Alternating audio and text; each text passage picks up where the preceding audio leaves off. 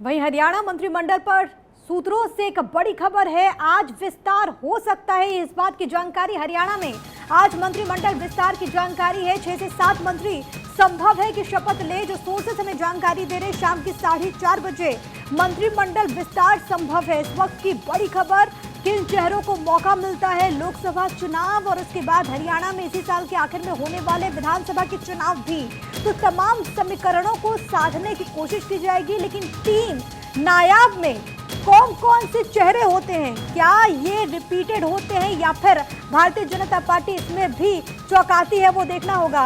और इसी बीच बड़ी खबर हरियाणा मंत्रिमंडल विस्तार से जुड़ी हुई आपकी टीवी स्क्रीन पर। आज होने वाला है मंत्रिमंडल का विस्तार और बड़ी खबर, 6 से 7 मंत्री ले सकते हैं शपथ।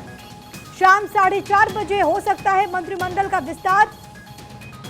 थानेश्वर मेरे साथ मेरे सहयोगी तमाम जानकारी के साथ इस वक्त जुड़ गए हैं। थानेश्वर, हरियाणा मंत्रिमंडल का विस्तार आज होने वाला है, ये देखिए अभी कंफर्म हो गया है कि आज मंत्रिमंडल का विस्तार होगा। थानेश्वर के पास हम जाएंगे, लेकिन बड़ी खबर, आज हरियाणा में मंत्रिमंडल का विस्तार होगा। 6 से 7 चेहरे। इससे पहले नायब सैनी के साथ जिन चेहरों ने वहां पर सदस्यता, जिन चेहरों ने यहां पर मंत्री पद की शपथ ली थी, उन चेहरों में कई सारे ऐसे चेहरे, या फिर आप ये समझिए कि सारे पुराने चेहरे ही थे।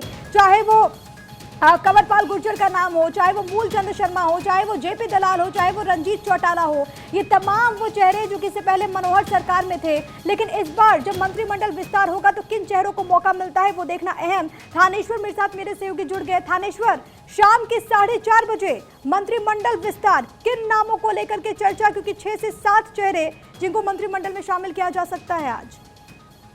हरियाणा की राजनीति में आज बहुत बड़ा दिन है, क्योंकि आज कैबिनेट का विस्तार होने वाला है। और सबसे बड़ी बात है कि हरियाणा की राजनीति में जात पात की राजनीति ज्यादा मुख्य रूप से भूमिका निभाती है। इसीलिए आज मंत्रिमंडल का जो विस्तार किया जा रहा है उसमें जात पात और क्षेत्रवाद को बहुत ज्यादा ध्यान रखा जाएगा।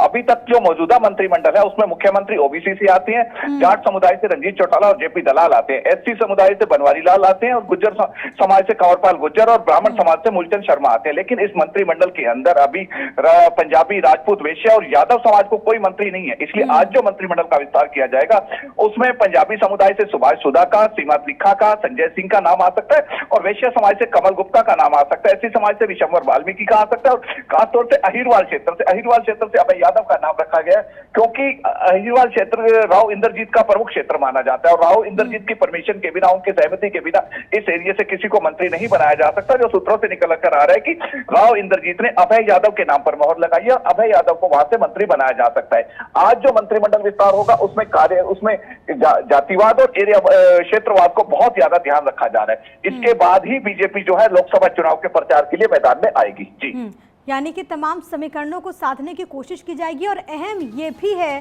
क्योंकि इससे पहले नायब सिंह सैनी के साथ जिन चेहरों ने यहाँ पर शपथ ली थी थानेश्वर, वो अधिकांश और सारे, आप ये समझिए नायब सिंह सैनी को छोड़ करके सब पुराने मंत्रिमंडल के ही चेहरे थे, उसमें फेरबदल नहीं किया गया। आज ये मांग करके चले कि जब एक्सटेंशन यहाँ पर हो रहा है तो नए चेहरों को भारतीय जनता पार्टी कैबिनेट में इंडक्ट करने वाली है।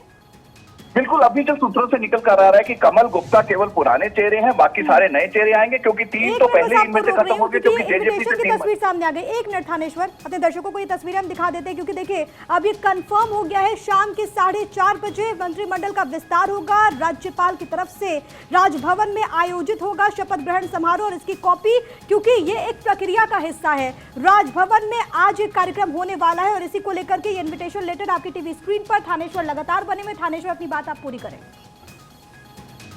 तरीके से मंत्रिमंडल का विस्तार किया जाएगा। पहले जेजेपी के साथ गठबंधन था, उसके 3 मंत्री थे, उन तीनों मंत्रियों का तो पता घट ही गया, वो तो मंत्री है नहीं। और जो बीजेपी के मंत्री थे उनमें संदीप सिंह और कमलेश टांडा, इन दोनों को भी मंत्री नहीं बनाया जा रहा है। तो कुल मिला के 5 जो पुराने चेहरे थे उनको मंत्री नहीं बनाया जा रहा है। केवल कमल गुप्ता पुराना चेहरा जो है, जिसे आज शपथ दिलवाई जा सकती है, और बाकी जितने भी मंत्री बनाने की संभावनाएं, चाहे सुभाष सुधा हो, सीमा त्रिखा हो, संजय सिंह हो, और विशंबर वाल्मीकि हो, अभय यादव हो, या एक नापा का भी नाम चल रहा है, तो इन सबके जो है ये सारे नए चेहरे हैं। इन नए चेहरों को ही जगह दी जाएगी मंत्रिमंडल में। जी, क्या निर्दलियों को लेकर के अभी तो कोई जानकारी मिली? हालांकि रंजीत चौटाला को जरूर इसमें इंडक्ट किया गया था पिछली मर्तबा, लेकिन क्योंकि निर्दलियों ने भी समर्थन दिया है, और फर्स्ट डे से जिस तरीके से हरियाणा की सियासत हमने देखी, उसमें निर्दलियों ने अपने स्टैंड को क्लियर कर दिया।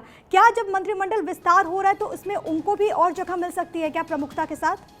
देखिए, मंत्रिमंडल विस्तार जो हो रहा है, पहले ही रणजीत चौटाला निर्दलीय उम्मीदवार थे, उन्हें पहले ही मंत्री बना दिया गया है, मंत्री पद की शपथ दिलवा दी गई है और अब आगे किसी निर्दलीय को स्थान मिलता इतना आसान नजर नहीं आ रहा है। चलो, बड़ी खबर है, मैं लौट रही हूँ आपके पास, हम आगे इस पर चर्चा करेंगे।